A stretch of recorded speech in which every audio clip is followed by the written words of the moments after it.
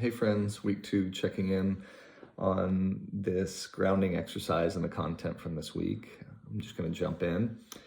I have had exposure to grounding exercises. I went to a retreat, kind of a program called Onsite after a traumatic season in my own life, and had exposure at that retreat. It's kind of like a therapy camp, and I had exposure to grounding exercises at that retreat, and they felt like a gift at that time. And inevitably, as my life went on after that, I feel like I stopped doing them. So I feel like the practice of grounding this week was a gift to me.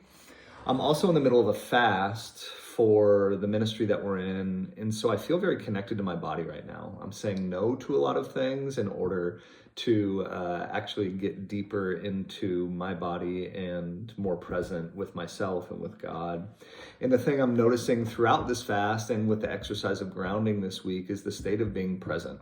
Present to myself, present to the moment, present to others, and present to God, really. And I'm noticing this is a huge growth area in my life and lesson that I'm learning, because I'm learning throughout this fast, throughout this grounding exercise, throughout this, the content that we're reading and watching, that I tend to retreat, I tend to numb. And so this idea of being present is a huge takeaway for me.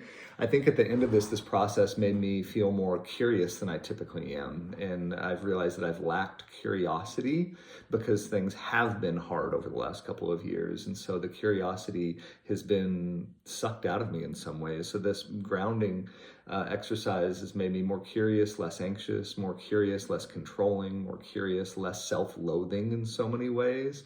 And I also notice more empathy in my body for others, instead of feeling like others' problems are an intrusion on my own body or an intrusion on my own problems, and I'm already trying to cope with things, so your problems are actually an interruption to my coping process.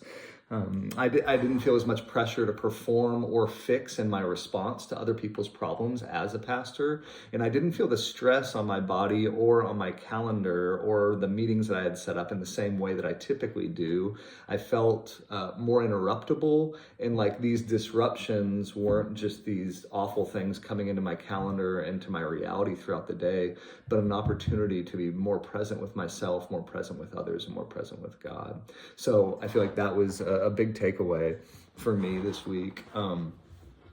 What connections you're making with this material? I love the conversation with Hillary McBride. This idea of our body as a resource and that our body is inviting us to slow down really stuck out to me.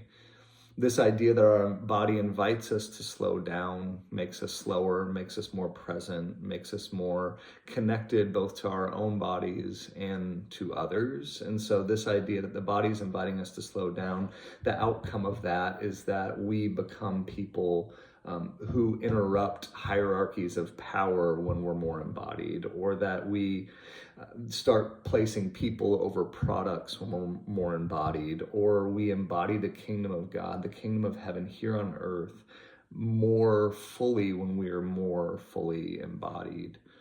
I loved what she said about feeling. Our feelings in our body leads us to experiencing empathy in our body. And when we feel empathy in our body, it leads us to act on behalf of others.